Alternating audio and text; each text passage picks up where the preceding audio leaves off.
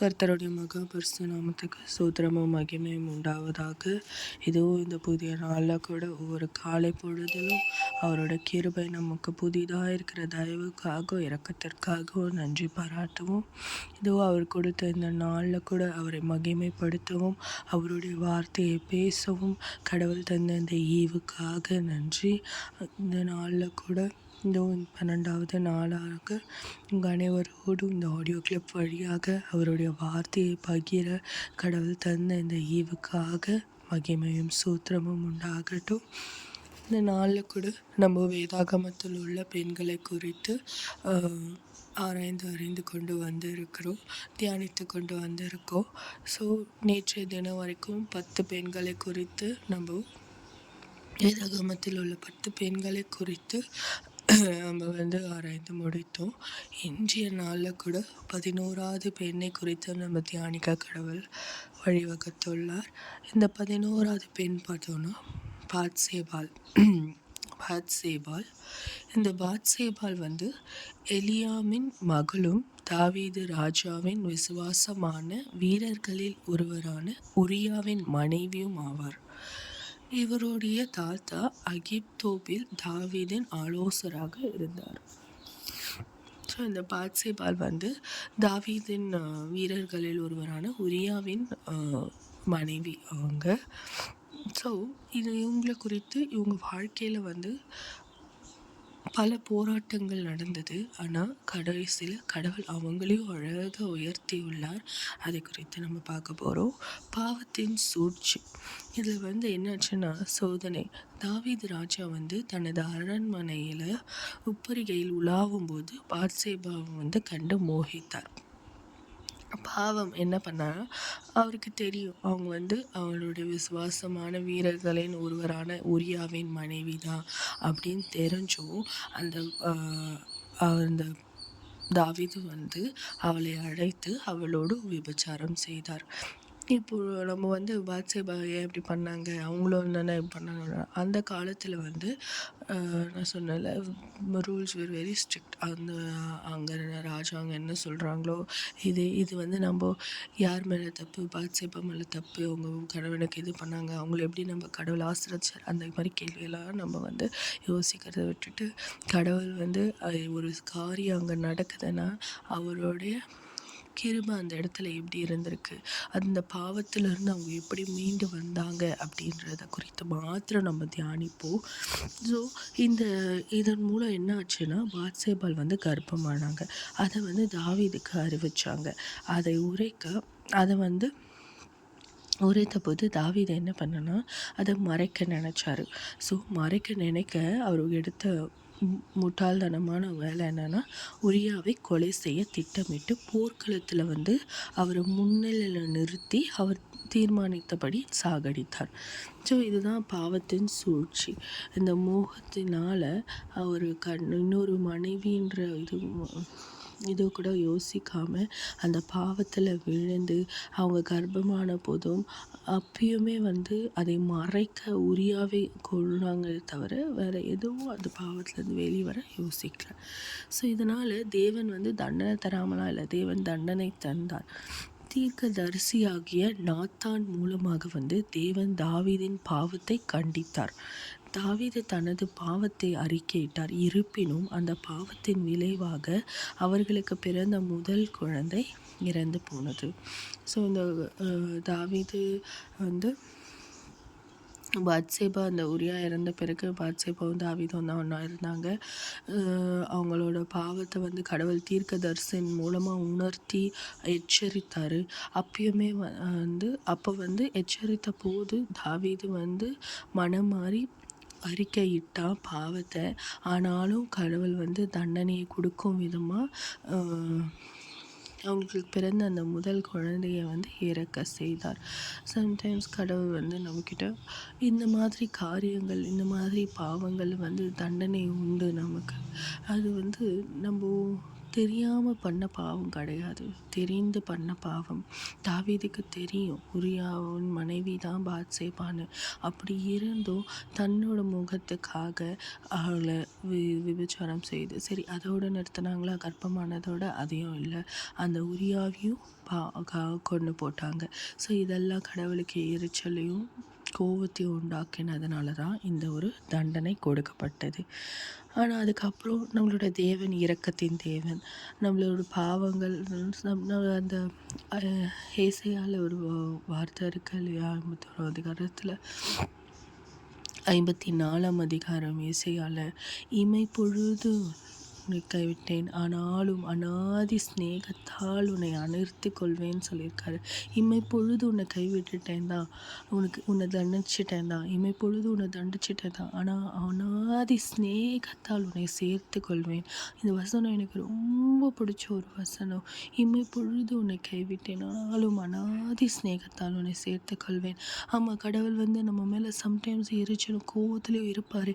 ஏன்னா நம்ம தெரிந்தே நிறைய பாவங்களை நம்ம பண்ணுவோம். அதன் மூலம் மற்றவங்களுக்கு நிறைய இழப்பு ஏற்படும், மற்றவங்களுக்கு மன வேதனையும் மன நோகடிப்பும் ஏற்படும். அதை தெரிஞ்சும் நம்ம பண்ணுவோம். அப்படி இருந்தும் கடவுள் அதனால் நம்ம மேலே கோவப்பட்டு நம்மளுக்கு தண்டனையை கொடுப்பாரு. ஆனாலும் நம்ம மனம் திரும்பி அவர்கிட்ட அப்பா சாரிப்பா அப்படின்னு ஒரு வார்த்தை கேட்டு நம்மளோட பாவத்தை அறிக்கையிட்டோன்னா அவரோட மனது அப்படியே உருகி போகும். அந்த தண்டனையே கொடுத்திருந்தாலும் திரும்பி அவர் உங்களை அநாதி ஸ்நேகத்தால் சேர்த்து கொள்வார். அதனால் மீண்டும் மீண்டும் பாவங்களை பண்ணாதீங்க, அறிக்கையிடுங்க. இன்றைய தினத்திலேயே அறிக்கையிட்டு ஜெபம் பண்ணுங்க. அப்பா நான் பண்ண தப்பு தான்ப்பா, நான் பண்ணது தப்பு தான் அப்படின்னு அறிக்கையிட்டு ஜெபம் பண்ணுங்க. உங்களுக்கு அதுக்கான தண்டனை உங்களுக்கு கிடைச்சிருக்கலாம். நீங்கள் முடிவு பண்ணிட்டாதீங்க எனக்கு கடவுள் தண்டனை கொடுத்துட்டாரு, என்னை வெறுத்துட்டாரு. எனக்கு நிச்சயமாக கிடையாது. அதுக்கான தண்டனையை வேணாலும் கடவுள் கொடுத்துருக்கலாம். ஆனாலும் அவர் திரும்பி உங்களை அநாதி ஸ்நேகத்தால் அணைத்து கொள்ள காத்திருக்கிறார்.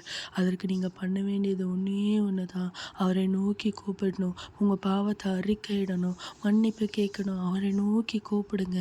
அவர் தண்டனையே உங்களுக்கு அளித்திருந்தாலும் திரும்பி அநாதி ஸ்நேகத்தால் உங்களை சேர்த்து கொள்வார். அந்த விசுவாசத்தோடு கூப்பிடுங்க. நம்ம நான் எப்படி நோக்கி கூப்பிடுறதுன்னு யோசிக்காதீங்க. எவ்வளோ பெரிய பாவம் நம்ம வாழ்க்கையில் நம்ம பண்ணியிருந்தாலும் பரவாயில்ல, கடவுள் மன்னிக்கும் தேவன். அவர் 7 முறையில் 7000 முறையில் பல லட்சம் முறை மன்னிக்க காத்திருக்கிறார். நிச்சயமாய் மன்னிப்பார். அவர் நம்மக்கிட்ட கேட்குறதுல ஒன்றே ஒன்று, அவரை நோக்கி கூப்பிட்டு பாவ அறிக்கையை இட்டுட்டே இருங்க, பாவ அறிக்கையை பண்ணிகிட்டே இருங்க. தேவன் நிச்சயமாய் அநாதி ஸ்நேகத்தால் சேர்த்து கொள்வார். தண்டனை கிடைச்சிருந்தாலும் கவலைப்படாதீங்க, கடவுள் வெறுத்துட்டாருன்னு நினைக்காதீங்க. ஜெபம் பண்ணுங்க, திருப்பி அதையே பாவத்தை அறிக்கையிடுங்க. கடவுள் நிச்சயமாய் அநாதி ஸ்நேகத்தால் சேர்த்து கொள்வார். ஒரு புதிய திருப்பத்தை உங்கள் வாழ்க்கையில் கொண்டு வருவார், ஒரு புதிய காரியத்தை உங்கள் வாழ்க்கையில் கொண்டு வருவார். இன்று அநேகரோட தேவன் பேசுகிறாரு. ஒரு புதிய காரியத்தை, ஒரு புதிய துவக்கத்தை உங்களுக்கு தர காத்திருக்கிறார். ஆனால் நீங்கள் செய்ய வேண்டியது ஒன்றே ஒன்று, அவரை நோக்கி கூப்பிடுங்க. உங்களை அநாதி ஸ்நேகத்தால் அணைத்து கொள்வார். இந்த பாத்சேபாக்கு அப்படின்னா அவங்க தண்டனையை அனுபவித்திருந்தாலும் திரும்பி மீட்பும் ஆசீர்வாதமும் அவங்க வாழ்க்கையில் உண்டானது. தாவீதுக்கும் பாத்சேபாக்கும் 2வது மகனாக பிறந்தவர் தான் சாலமோன். தேவன் சாலமோன் மேல் அன்பு கூர்ந்து அவருக்கு எதிதியா, கர்த்தருக்கு பிரியமானவன் என்று பெயரிட்டார். பார்த்தீங்களா, முதல் குழந்தை போயிருக்கலாம், அவங்களுக்கு தண்டனை கிடைச்சிருக்கலாம். ஆனால் அவருக்கு கொடுத்த 2வது குழந்தை சாலமோன், அவர் எதிதியா, கர்த்தருக்கு மிகவும் பிரியமானவன் என்று ஒரு பெயரை இட்டார். அதுதான் நம்மளோட தேவன்.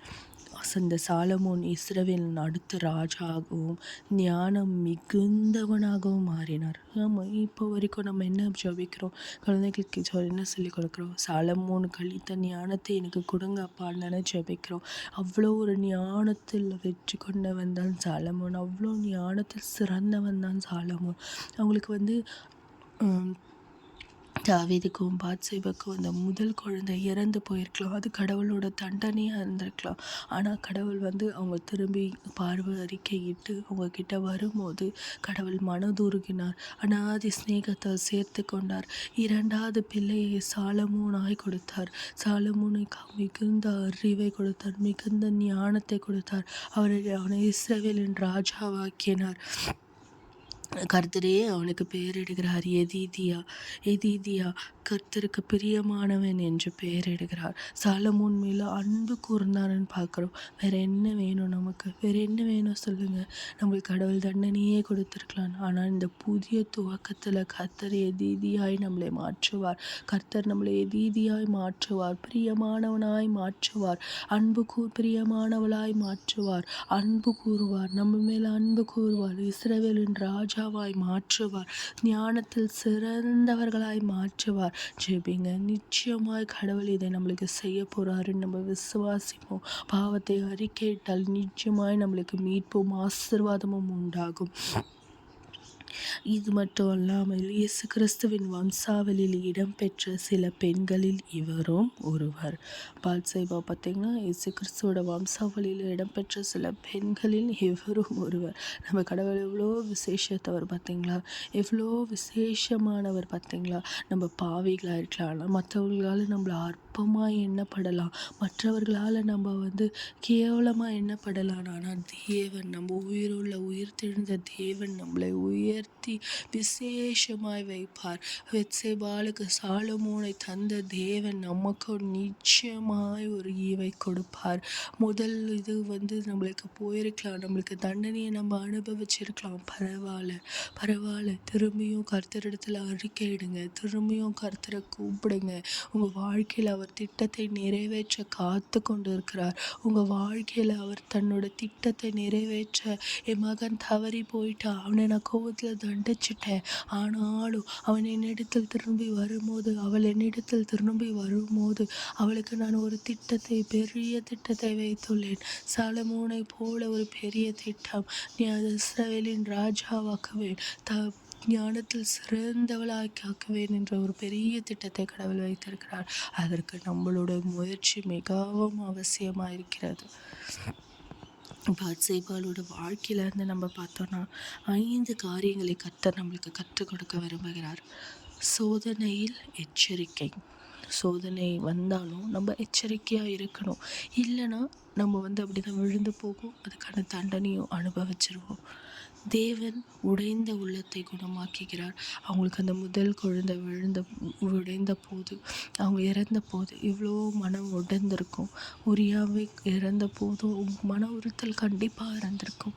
அந்த உடைந்த உள்ளத்தையும் கடவுள் சாலமோனை போல ஒரு மகனை கொடுத்து குணமாக்கினார். தேவன் மன்னிக்கிறவர். நிச்சயமாக இதில் எந்த ஒரு சந்தேகமும் நமக்கு வேணாம். தேவன் நம்மை மன்னிக்கிற தேவன். கரைப்பிடித்த கடந்த காலத்தை மாற்றும் கிருபை. அவங்களோட கரைப்பிடித்த கடந்த காலத்தை கடவுள் சாலமோனை கொடுத்து மாற்றி அருளினார். சாலமோனை கொடுத்து முற்றிலுமாய் மாற்றி அருளினார். அதே போலதான் நம்மளோட கடந்த காலத்தையும் மாற்ற, கரைப்பிடித்த காலத்தை மாற்ற கடவுள் காத்து கொண்டு இருக்கிறார். ஆனால் நம்ம இன்னும் அந்த கடந்த காலத்தையே பிடிச்சு கொண்டு நின்றுட்டு இருக்கோம். இதெல்லாம் கடவுள் மன்னிக்க மாட்டார், இதெல்லாம் பெரிய பாவம், இதை விட்டு என்னால் வெளியில் வர முடியாது. நிச்சயமாக கிடையாது. எவ்வளோ பெரிய கரை பிடித்த காலமாக இருந்தாலும் சரி, கடவுள் மாற்ற நமக்கு நின்று கொண்டு இருக்கிறார். நம்ம ஒரே ஒரு விஷயம் பண்ணணும், அதை விட்டுட்டு ஏசப்பா கிட்ட ஓடிவாங்க, அவர் மீதியை பார்த்து கொள்வார். கடைசியாக உரிமைகளுக்காய் போராடுதல். அவங்க கற்பமானாங்க, அதை அவங்க மறைத்து இது பண்ணலை. தாவீது கிட்ட வந்தாங்க, அவங்க இருந்தாங்க. அவங்களோட உரிமையை அவங்களுக்கு விட்டு கொடுக்காம கர்த்தருடைய நாம மகிமைப்பட அவங்க 2வது பிள்ளையாக சாலமோன் பிரியமான பிள்ளையாக கொடுக்கப்பட்டார். இந்த பாத்சேபாளின் வாழ்க்கையிலிருந்து நம்மளோட பாவ சூழ்ச்சி என்னன்னு நம்ம தியானிக்கணும். நம்ம எந்த பாவ சூழலில் மாட்டிக்கொண்டு இருக்கிறோம் நம்ம யோசிக்கணும். அதிலிருந்து எப்படி வெளிவருவதுன்னு யோசிங்க. தண்டனை வரைக்கும் போகாமல் அதுக்கு முன்னமே வெளியே வாங்க. இல்லை தண்டனை போயிடுச்சா பரவாயில்ல, வெளியில் வாங்க. கடவுள் ஒரு பெரிய அற்புதத்தை, ஒரு பெரிய துவக்கத்தை, ஒரு பெரிய கிருபையை நமக்கு கொடுக்க காத்திருக்கிறார். அதற்கு நாம் ஒத்துழைக்கணும். நம்ம வந்து அறிக்கையிடணும். அறிக்கையிட்டு விசுவாசத்தோடு ஜெபிங்க. நிச்சயமாய் கடவுள் இந்த நாளில் உங்கள் அந்த பாவத்தை விட்டு முற்றிலுமாக வெளிக்கொண்டு வந்து சாலமோனை போல ஒரு ஆசீர்வாதத்தை உங்களுக்கு கட்டளையிட காத்து கொண்டு இருக்கிறார். நம்ம ஜெபிப்போம். நேற்றும் இன்றும் மாறாத நல்ல தகப்பனே, அப்பா ராஜா, இதோ இந்த காலை வேளையில கூட ஜெபிக்கிறோம் அப்பா. அப்பா, ஒவ்வொரு காலை பொழுதும் உம்முடைய கிருபை புதிதாக இருக்கிற தயவுக்காக இருக்கிறதுக்காக நன்றி அப்பா. அப்பா, இதோ இந்த நாளில் கூட அப்பா, இந்த பெத்சேபாலை குறித்து அப்பா நாங்கள் தியானிக்க நீர் தந்த கிருபைக்காக நன்றி அப்பா. அதை நாங்கள் உணர்ந்து கொண்டு அப்பா, பாவத்தின் சூழ்ச்சியில் இருக்கணும் அப்பா, எங்களை மீட்டு கொள்ளுங்க ராஜா. அப்பா, எங்களை மீட்டு கொள்ளுங்க தகப்பனே.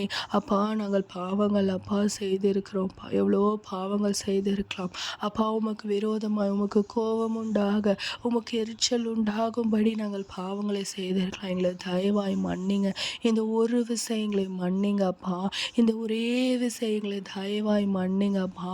இந்த ஒரு விஷயம் மாத்திரம் எங்கள் மேலுக்கு இரக்கத்தை கொடுங்க ராஜா. அப்பா, இனி நாங்கள் அந்த பாவத்தில் பின்னோக்கி போகாத வண்ணம் என் தேவன் நீர் மாத்திரம் போதும் அப்பா. நீர் மாத்திரம் போதும் ராஜா. இப்பொழுது உன்னை கைவிட்டேன், ஆனாலும் அனாதி சிநேகத்தால் உன்னை சேர்த்து கொள்வேன் சொன்ன என் தேவனே அப்பா, எங்களை சேர்த்து கொள்ளுங்க ராஜா. அப்பா, எங்கள் மேலே கோபம் வேண்டாம்ப்பா, எங்களை சேர்த்து கொள்ளுங்க ராஜா. அந்த பாவத்தை நாங்கள் விட்டு விடுகிறோம் தகப்பனே. இதோ இந்த நேரத்தில் அந்த பாவத்தை அறிக்கையிடுகிறோம் தகப்பனே. எங்களோட பாவங்களை மன்னி தரலுங்க அப்பா. அப்பா, எங்களுக்காக காத்து கொண்டு இருந்தீங்களே அப்பா. அப்பா, மந்தையிலிருந்து ஒரு ஆடு தொலைந்து போனாலும் அப்பா அதை தேடி தோளில் சுமக்கிற நல்ல மேய்ப்பன் ராஜா நீர். எங்களையும் தூக்கி சுமந்தருளுங்க தகப்பனே.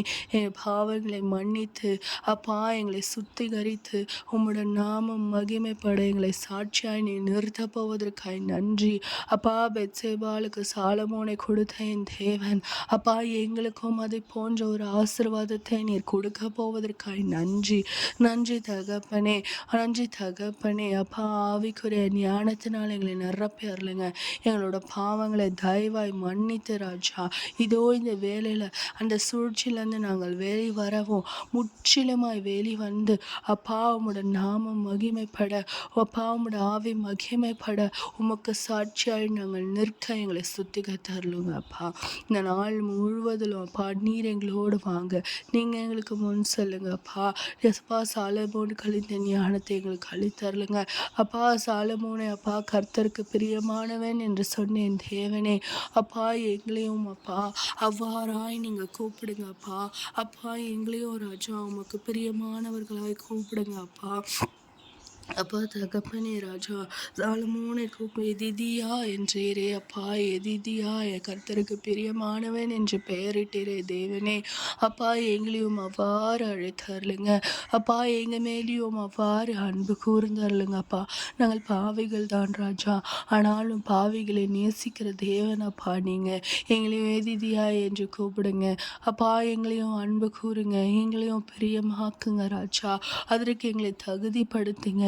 எங்கள் பாவங்களை மன்னித்து எங்களை தகுதிப்படுத்துங்க. அதிலிருந்து நாங்கள் வெளியே வரணும் அப்பா. நாங்கள் தெரிந்தும் தெரியாமலும் செய்திருக்கலாம். எங்களை அதிலிருந்து வெளிக்கொண்டு வந்து சாலமோனை போல எங்களை எதிரியாய் மாற்றுங்க தகப்பனே, மாற்றுங்க ராஜா. நாள் முழுவதிலும் அப்பா உமக்கு பிரியமானதை செய்ய எங்களுக்கு கற்றுக்கொடுங்க. உமக்கு சித்தமானதை செய்ய எங்களுக்கு கற்றுக்கொடுங்க அப்பா. எங்கள் கைகளின் ஞானத்தையும் அப்பா உடைய வேலினால் பாதுகாத்து கொள்ளுங்க ராஜா. அப்பா, இனி வரும் நாட்களிலும் அப்பா உம்முடைய கிருபை, உம்முடைய தயவு, உம்முடைய காருண்யம் எங்களை வழிநடத்திட்டோம் ராஜா. நீர் ஒருவரே பெரியவர், நீர் ஒருவரே பெரியவர் என்பதை நாங்கள் உணர்ந்து நடக்க கிருபை செய்யுங்க அப்பா. இதை கேட்டுக்கொண்டிருக்கிற ஒவ்வொருத்தரையும் கூட நீ ஆசீர்வதிங்க. ஒவ்வொருத்தரோட குடும்பங்களையும் நீர் ஆசீர்வதிங்க. இதே போல் பாவத்தில் சிக்கி கொண்டு இருப்பாங்க, அவங்களை மீட்டு கொள்ளுங்க ராஜா, மீட்டு கொள்ளுங்க. அவங்களுக்கு சாலமோனை போல ஒரு ஆசீர்வாதத்தை நீர் கட்டளையிடுங்க ராஜா. நாங்கள் ஜெபிக்கிற இந்த வேலையில் சாலமோனுக்கான நீர் அப்பா, நீர் ஆல்ரெடி ராஜா சாலமோனை அப்பா நீர் உருவாக்கி வைத்தோலேரப்பா. அதை நாங்கள் பெற்றுக்கொள்ள கிருபை செய்யுங்கப்பா. நீர் ஒருவர் பெருக நாங்கள் சிறுக கிருபை செய்யுங்கப்பா. நீர் எங்களோடு இருங்க. எங்களை நீர் சாட்சியாய் நிறுத்த போவதற்காய் நன்றி. என் தேவன் நீர் ஒருவர் மாத்திரம் அப்பா.